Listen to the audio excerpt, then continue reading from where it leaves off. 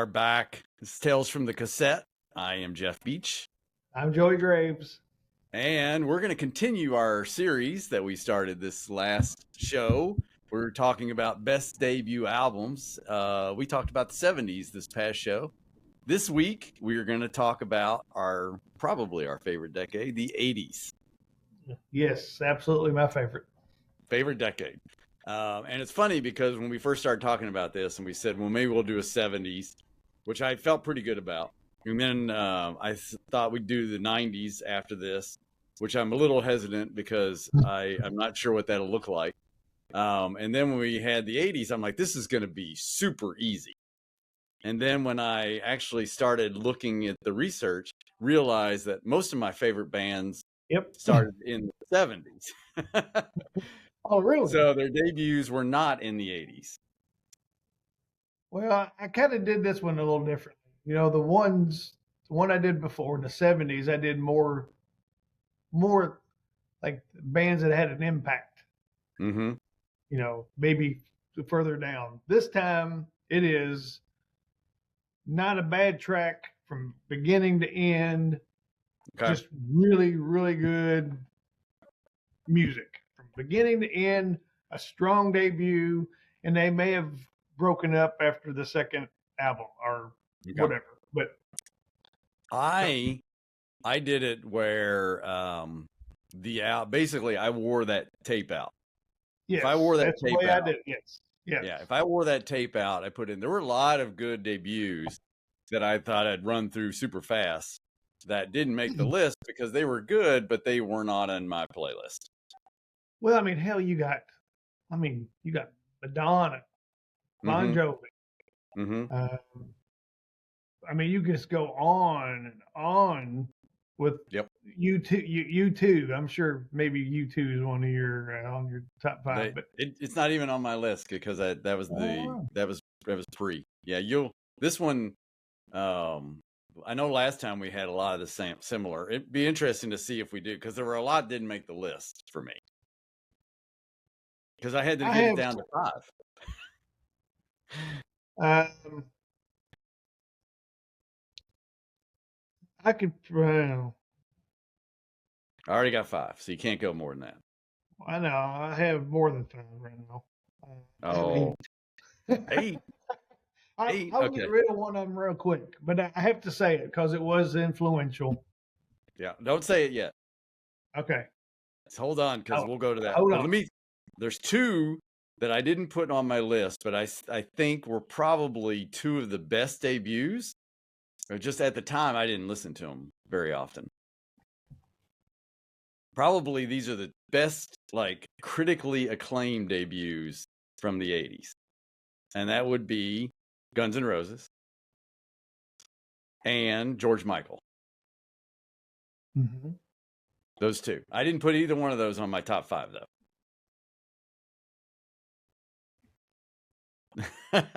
Okay. But, I didn't listen to George Michael that much in that decade, but now I'm very impressed. That's a great. And then Guns N' Roses has always kind of been a fringe band for me. Never been a huge fan of theirs. I appreciate what they've done, but it sounds like we may talk about one of those.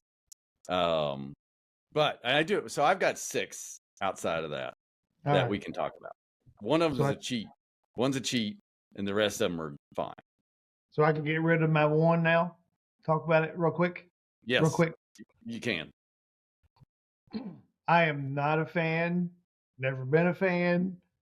I have listened to the album a few times over my lifetime. You have to go with Beastie Boys, License to Ill. Yeah, you know that one showed up. I'm not a fan. Never owned it, but they changed how people view rap or whatever you want to call it. 3 white guys, doing rap and kind of being silly and fun with it, and it changed the whole genre, and it was made rap acceptable to white America, I guess. Yeah, that one showed up on just about every list. And I told somebody about this show today, and they brought that album up, and I said it's not on my list. Not on my list, but I think it's important that I yeah, see the importance of it. yeah, that would show up with some of the other ones. All right, so I've got 6 more. I'm not going to mention all the ones that didn't make it because I have a feeling they'll be on your list potentially. So what we'll do is we'll start at our. You have a favorite of your. You have one at the top. Well, you already kind of talked about it, so we're not going to do 5 to 1, right? Yeah, let's see. You don't want to do 5. Yeah, we'll just talk about them. How about that? But you can say your favorite. Like I have a favorite, the one that I wore out the most. I have my favorite. They have 2 Okay. of my favorites. Yeah. All right, we'll save the favorite. Well, let's save the favorites to the end if you can, Okay. and then we'll just go in other order. So I'll let you go first because I already mentioned something of yours. Guns N' Roses' "Appetite for Destruction." I don't remember you listening to that much. Again, I've never owned it. Okay. Wasn't really a big fan, but that album is solid from beginning to end. Yeah, loaded. Now, anything after that, Guns N' Roses, I can't listen to it. But that album is a genius album. So yeah, impressive. I remember when that came out, and of course, the hair band phase had really already come into fruition by then, and so everybody was used to rock bands looking like that. But yeah, I remember Welcome to the Jungle came out, and it was impressive what they did there. So yeah, but I think my favorite Guns N' Roses song is the one I used to love her, but I had to kill her. Yeah, that was on the Spaghetti album or whatever it's called. Okay. The EP. There was an EP or something. I've never owned a Guns N' Roses album. I haven't either, but that album, Appetite for Destruction, is one solid album. Yeah. And so, but the rest of my list, in fact, of my 6, 4 of them you could call hair bands. Well, we might have well, I have of the 5 of mine. Well, 6. I have 6 remaining. 5 are hair bands. Yeah. 5 out of the 6 are yeah. Okay. But yeah, so we were talking about the Beastie Boys album, George Michael's Faith album, which was loaded, and then Guns N' Roses. Those albums are probably 3 of the best put together albums from that decade. But we're not going to talk about those anymore because we're going to talk about our 5 to 6 favorites. Do you want to go first, or do you want me to go first? Go ahead. Go ahead. All right. They're not real. We'll say I got 2 favorites on here, but other than that, we're going to go in just somewhat order. My first one is Winger. Winger's Winger debut is on my list. Oh, see, here we go again. I'm gonna pick you. You're letting me go first. I'm gonna pick your albums again. So, again, so this was, we're talking about heavy duty MTV era. So lots of views. These guys were made for the camera, but their songs were really good as well. So a great debut in Madeline.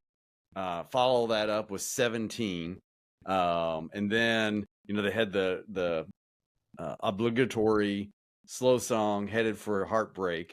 Yeah. And then Hungry. And so great 4 releases from that. They had other ones like Without the Night. So I remember I listened to this album a whole lot when it came back out. And so this is back from 88. This came out. Did very well. The band toured. Did we see this band as an opening act? They opened up for Kiss in Carbondale, Illinois. I thought so. Okay, so we did get to see them. So yeah, very popular. The band. This album did very well over the year, and they did. In their write up, it mentions they toured with a bunch of people. Kiss isn't listed on here, but I thought we had seen them. We did. They were actually touring for the second album. Okay. Oh, okay. Second album. Yeah, not this one. Okay. So yeah. So the debut by Winger made the list. Wholeheartedly agree. Fantastic album. I like you said earlier, Reb Beach, Kip Winger. I mean, they were good-looking guys. Paul Taylor as well. Paul Taylor I always thought it was Paul Stanley. He looked just like Paul Stanley with his big hair and his hairy chest. But the licks that Reb Beach came up with. Oh my gosh, that is a fantastic album. Yeah, no relation, Reb Beach. Yeah. So yeah, great album. Him and Kip, see, they wrote pretty much 80% of the album by themselves. They've got pretty much a few things otherwise. So yeah, great album. Great timing for them and in MTV era. So yeah, all right, and I'll let you go. So there's one. So was that in your top 6? Oh yeah. Okay. All right. Well, good. All right. We'll see how we do here with last time I took all yours. All right. So we'll go with, I've just kind of been getting into him somewhat recently. Okay. Ozzy, Blizzard of Oz, Ozzy Osbourne. Wow. I was not expecting that out of you. I did see that as an option. I don't know much about that album. I didn't look into it because I didn't listen to it back in the day. Well, it's the introduction of Randy Rhoads. It's got Crazy Train on it. Great song. Yeah, I mean it's a solid album. From beginning to end, it is a good album. What else is on that album? Huh? What else is on that album? I don't know. Crazy Train, Mr. Crowley. And it's one of those albums I can put on. I can listen from beginning to end, not hit skip. Don't go to the next one. Sometimes repeat a few times before moving on to the next one. But just a great introduction of Ozzy, and he stayed around and stayed active for another almost 40 years. Long time. Well, more than 40 years. So, all right. So I have to put Blizzard of Oz on there. And if you have never given that album a chance, listen to it. All right, I put that on my list. You should listen to it. All right. I'm making sure I write down yours that I don't have so I can cover that when I have to do the write-up. Okay. All right. You want my next one? Sure. So my next one is Bon Jovi. Bon Jovi. Debut album. 1984 came out with, and Runaway. Their biggest hit on that album. Great debut, I think. In fact, when I looked at the track list, I'm like, I think I can hear every song in my head as I go down the list. Roulette, She Don't Know Me, Shot Through the Heart, Love Lies. Actually, when it gets to the backside, it gets a little harder to remember. Breakout, I do remember that. But a great debut album. It's funny because I think we've talked about this on a different show, but a lot of these songs were like floating out there because he was so active in the Northeast, and New York radio stations were picking these songs up. So they finally got together, put the album out, and took off from there. But for me, not an album I can listen to from beginning to end. Yeah. And get sheer enjoyment from listening to it. But I think when I had the cassette, everybody has their own opinion. Yeah, when I think of when I had the cassette to this one, I listened to side one a lot.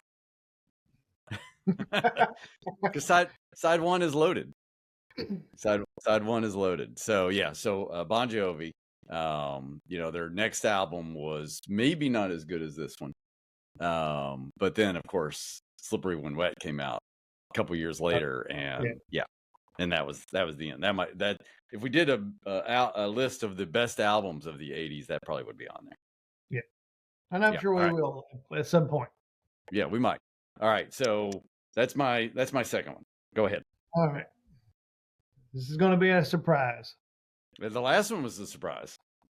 This will be this was my first LP that I ever purchased with my own money. Okay. You bought an album? Back in 1981. Vinyl? I was 11 years old.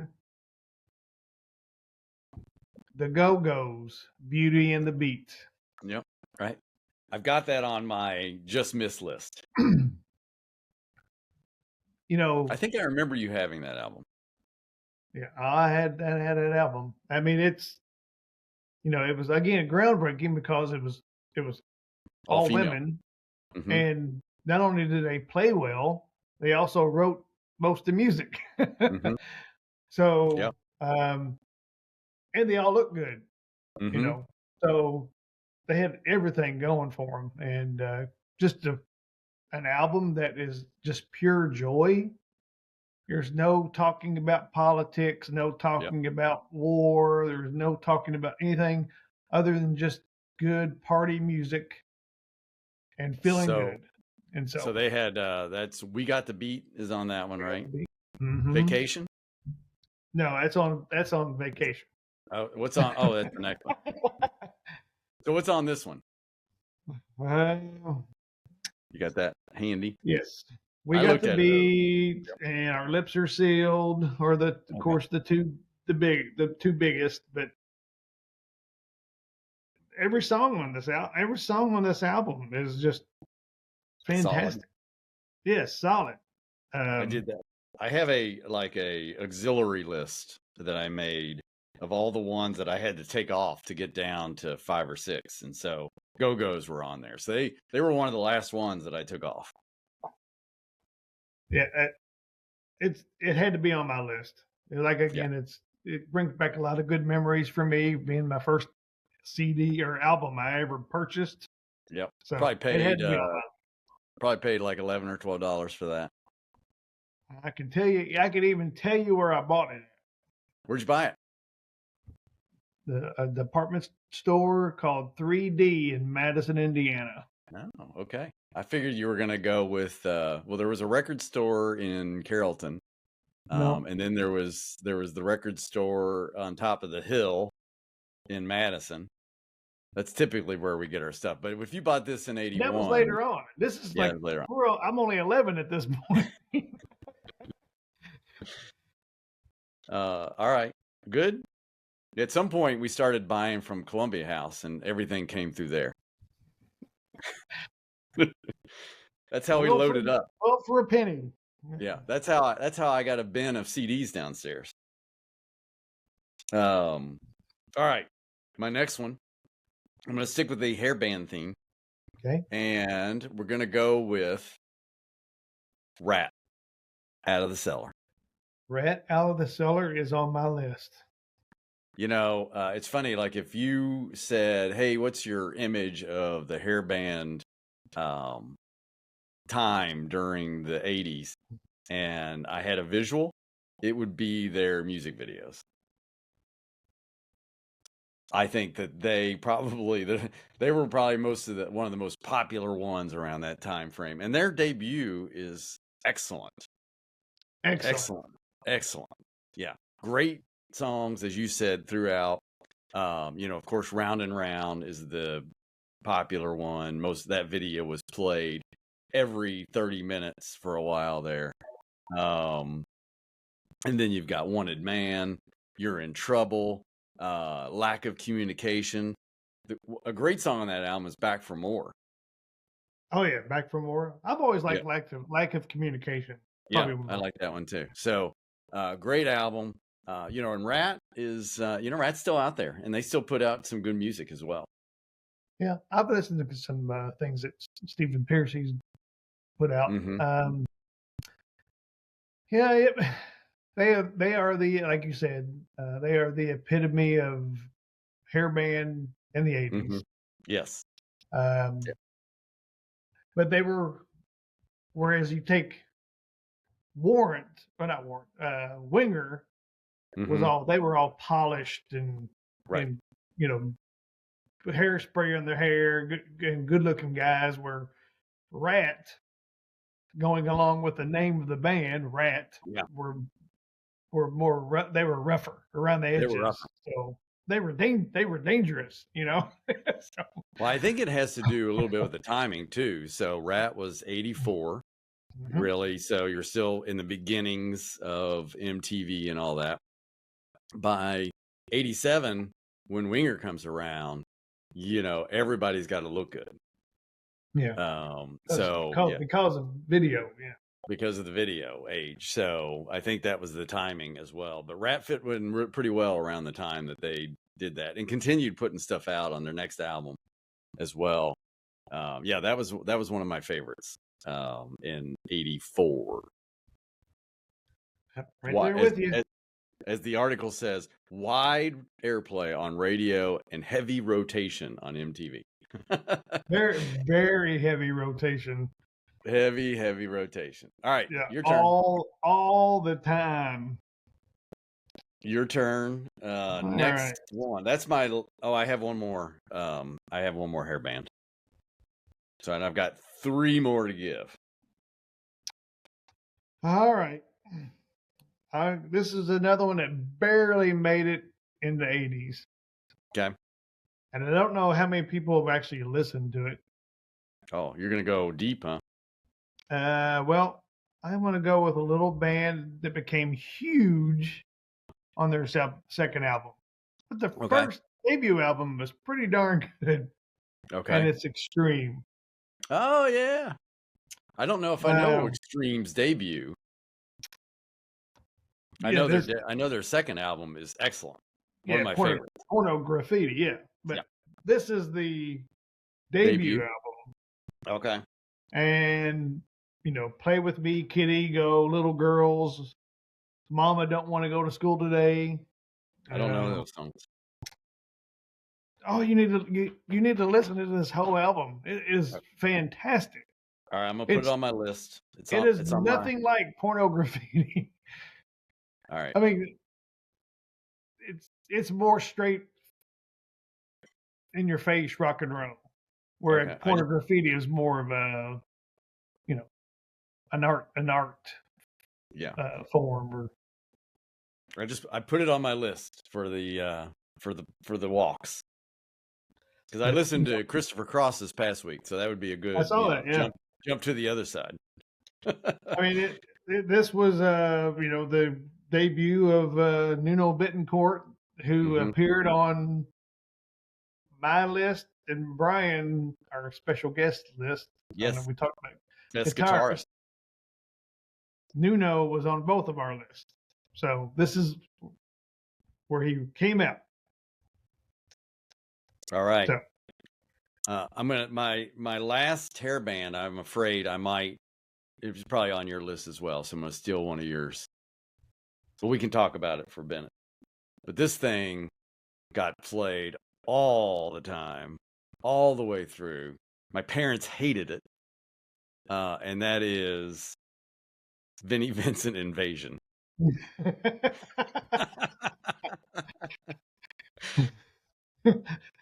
All the time. I can see.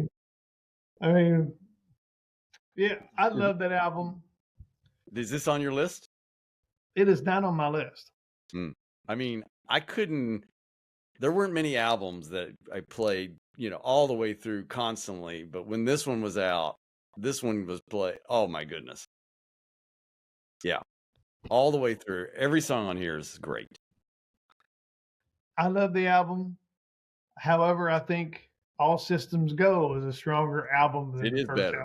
But this one was like the introduction. When this thing came out, it's like, oh my gosh, this band is going to become the biggest band in the world. With the songwriting, and the guitar playing. This was before we knew that he was a nut job. Yeah, but Boys Are Gonna Rock, No Substitute, Do You Want to Make Love, Back on the Streets is a great slower down song. Great through and through. But yeah, when I would play this, I mean, not only was it loud, and yeah, my parents, they'd be like, what in the world are you listening to? Of all, and there was a lot of, it was a lot of hair band stuff, but this was like the one that says no. Well, when my 12-year-old son plays music and I listen to it, I tell him how much his musical taste sucks. I mean, I do. And I'm sounding like your parent. But yeah, I'm surprised this one didn't make your list, but this one made my top. As I was going through the albums that I listened to the most, this one was on there. But see, I think that album has a couple of weak songs. Do you? Okay. Yeah. Every album's got a couple weak. Rat didn't. Yeah. Go-Go's didn't. My next two are loaded. Extreme does it. My next two are loaded. 2. Yeah, I got 2 more. Okay. One's a cheat code though. I'll tell you that ahead of time. All right. Your turn. Another one that just sneaked into 89. Just snuck into the 80s. Okay. I want to preface this by saying that there's a band that I love that's not on my list. Okay. It's Enough's Enough. Oh. Was that They were 89. They were 89 as well. You didn't like their debut? I like it, but it's not, I don't think it belongs on this list. On this list, okay. So another one I think is going to surprise you is Warrant. Dirty, Rotten, Filthy, Stinking Rich. Yeah. I would know the Warrant songs that were popular, but I don't know that I've ever listened to that album in full. Janie Lane was a great songwriter, and all the tracks are written by him. Do I need to put this on my list? You should. I mean, if you like melodic, hard rock. All right. So extreme in this one could be like brother and sister. I mean, they're like, the sound is similar, the music's similar. Of course, Extreme has Nuno Bettencourt, so the guitar playing is at next level. But but again, Janie Lane wrote all these by himself. So I really, really enjoy this album from beginning to end. And another album that I think gets a sort of bad rap is Warrant Cherry Pie. That's a good one too. Album. Was that their second one? That's their second one. Okay. But people didn't like Cherry Pie. The song Cherry Pie. All right. I did. I liked it. I've got 2 more. Okay. And neither one's a hair band, and one's actually a cheat. But I felt like it deserved to get mentioned. I bet the cheat is Sammy Hagar Van Halen. No. Oh, no. Sammy's not on. Sammy's not on here. All right. It is. It could be. Some people might say it's a bad cheat, but I'm going to say it's not, because the other. It's actually his 5th release, but the other ones were so buried that I can't think they count, and that is Rick Springfield. Yep. So when he released Working Class Dog in 81, that's really a debut. That is Jesse's Girl's on there. But the entire album, again, loaded with songs, great songs. Yeah, I thought that was the debut, and then was corrected as I was researching it, because there was stuff that he had put out. Not some of it wasn't even in the U.S. But as I looked at more and more, I thought this deserves, because nobody had heard anything before this. Right. So I'm going to count it as a debut, but I'll admit it's a little bit of a cheat. But if you haven't listened, if you haven't listened to this, I mean, the great song "Hole in My Heart," "Carry Me Away" is a fun song. "I've Done Everything for You," which Sammy Hagar wrote. "The Light of Love," "Inside Sylvia." So fun songs on this. It's a really fun album. Yeah, so that's my Sammy and Rick aren't they touring together or doing some dates together? They might be. I know they're friends. Yeah. I don't know. If they come near, we'll have to go to that one. All right. So I got one more. Okay. How many more do you have? I'm good. That was you're done? I'm done. Okay. I got one more. I did 8 of them. So you had more than you thought. I did.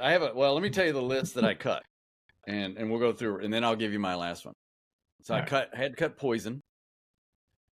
Fun album. Talk Dirty to Me. Album. One of the most popular songs from the 80s. I had to cut Cinderella, which has actually grown on me over the years. I like that album. That is a great album. It is a great album. I had to cut Men at Work. I had actually thought about Cinderella and Men at Work.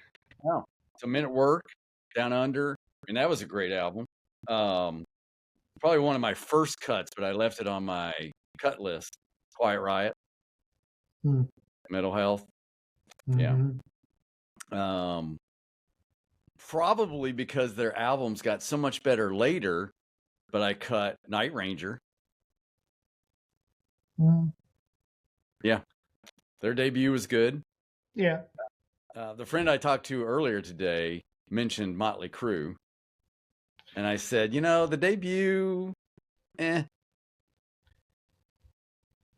The debut, actually, if you go back and listen to it, it's not too bad, but it's not. I could see where somebody would enjoy it. Yeah. Or I just. Yeah, and you mentioned Madonna earlier, so that was the other one. Those all got cut. But my favorite album from the 80s, and this one did get worn out. In fact, I think I had to go buy another tape for this because I wore it out so badly. Was The Outfield. Play Deep. Oh, yes. That's a good one. That's a good one. This is my favorite album. And I know every song on this album. This thing came out in 85, late in 85, and in 86 is when you heard their songs all over the place. So Your Love, Say It Isn't So, All the Love, and then every time you cry was the last release. But just such a great album, and they had a string of solid music come out around that time. But this album, this one I think I played, as I said, I played so much. I remember having to go get another tape because the tape stretched. Yeah. So great album as well. That was a good call. Well, that's my favorite one from the 80s. Well, I will give you that one. That one was I had thought about it weeks ago when we started talking about this series, and I'd totally forgotten it. So you got me. There's probably one I forgot. I meant to go downstairs and dig the CD box out and just look at what's in there and see what else, because I'm sure there's one I'm missing that I just would play. But it's a little, because a lot of times during the 80s I was buying greatest hits, which don't count, or they formed, like, a lot of the stuff I'm listening to around that time, Styx and Foreigner and Journey and all of that, they debuted in the 70s. So there were quite a few that I was listening to that didn't, that wasn't their debut stuff. So, that is. I'm a huge Fix fan. The Fix. Mm-hmm. Yep. But Reach the Beach was not their debut album. They had stuff The earlier. album was called Shuttered Room. Great album, but not deserving of to be on this list. We can't put Fix on these lists until they put their albums back on Spotify. Because they can't find their stuff. Can't find it. So are we going to do the next show as 90s? Whew. That'll be tough. Yeah, that's going to be a lot tougher than the 80s. Well, 80s was difficult to cull it down to a manageable list. 90s probably not going to be as difficult. Maybe. I haven't looked at it at all. All right, we'll do the 90s next, and you'll give us some time to think about that. All right. So a couple. I usually do these at the beginning, but a couple of cool updates. So a remastered deluxe album of the Power Station has come out at Spotify. And then so looking forward. I haven't listened to that one yet, but looking forward to hearing that. And then Lou Gramm announced a new album of all, music that he had, that didn't make his debut or second album when he was doing the solo stuff. But the release that he put out of one of the songs would have perfectly fit on that first album. Yeah, totally. And so I'm very excited to hear that, because if he does the same theme of Ready or Not, that album is great. And if we were, that'd be a little bit of a cheat to put that on the debuts, but that was a great debut album. Well, it was solo. You could have chosen it.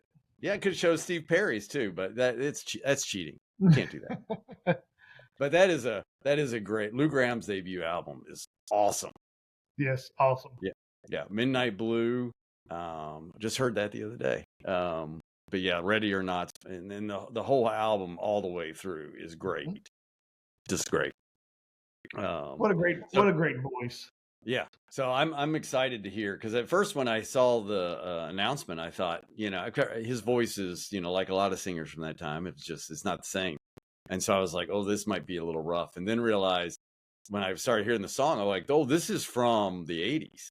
Yeah. And they've gone back and produced it and added music and done some things to make them real tracks. And so very excited when that comes out, I think in the next few months. Yeah, I'm looking forward to that one as well. Yes. Oh, and then Kiss has a Record Store Day album coming out. First time ever. 4 tracks. Right? 4 tracks, an EP. Isn't that what I saw? Yeah. But that's what Record Store Day is. So people that go to Record Store Day, that's what they want. They want stuff that hasn't been released. They don't care how many, stuff like that is right up their alley. I don't know that I would go buy it, but there's some people that will be very excited about buying that. So Honeymoon Suite is going to be re-releasing their debut on vinyl on that same day, I believe. So that one almost made the list too. Bad Attitude. Yeah. So yeah. That's all I got for the latest news. Oh, all right. Well, with that, we will be back soon with the 90s. But for now, you'll find us on Spotify. You'll find us on YouTube, and you'll find us on Facebook and on Twitter X. And we appreciate it if you share and like and comment and all those good things. Yes. I love the comments. I do. Yeah. And if we missed one, especially in this decade, point it out, because I'm sure we did. There's a lot. There was a lot. So, but it's got to be a debut. It can't be, there was a lot of great, I think you mentioned it when we were putting this series together. You said, well, maybe the second album. And then as I was putting this together, I'm like, oh, now I know why he likes that, because a lot of these second albums were outstanding. So we might have to come back and revisit that. See, that's where I was going, because I kept on coming up with second albums. There are a lot of these bands. Second albums are really good. Second albums are good. So we'll come back. We got years to do this. Here. Here, hang on a second. I'll show you something. All right. All right. We can't have too much dead air on our broadcast. I know. See this? What do you got there? Oh, What that's I your. moved. These are all my Oh, cassettes. I have no cassettes left. I mean, I got Striper. There's Night Ranger, Midnight Madness right there. King's X, Killer Dwarfs, a whole bunch of Kiss. Do you have a tape player? Yeah, I do. Out in the garage. Okay. Both Benny Vincent's, the originals, right here. Slaughter. Yeah. I meant to tell you. So when I was in the last time we talked about the records, I found the original Casablanca Kiss. One album I almost got, but I just couldn't picture myself playing, but just almost got for nostalgia reasons. Is they had the debut album of Sam Kinison on vinyl. I have Sam Kinison on a cassette right here in this list right here. The debut, the original, the first one. Original. Yeah, I have the second one. That's of all the only cassette I currently own is his second album, the one that had Wild Thing on it. Well, maybe it's the second album. I can't find it now. There it is. Yeah, the first one was Louder Than Hell, I think. Yeah, I got it. It's what I got. Louder Than Hell. Yeah, that's the first one. That's funny. That is funny. All right. So with that, we will wrap up. I am Jeff Beach. I'm Joey Graves. And we'll see you next time. See you guys.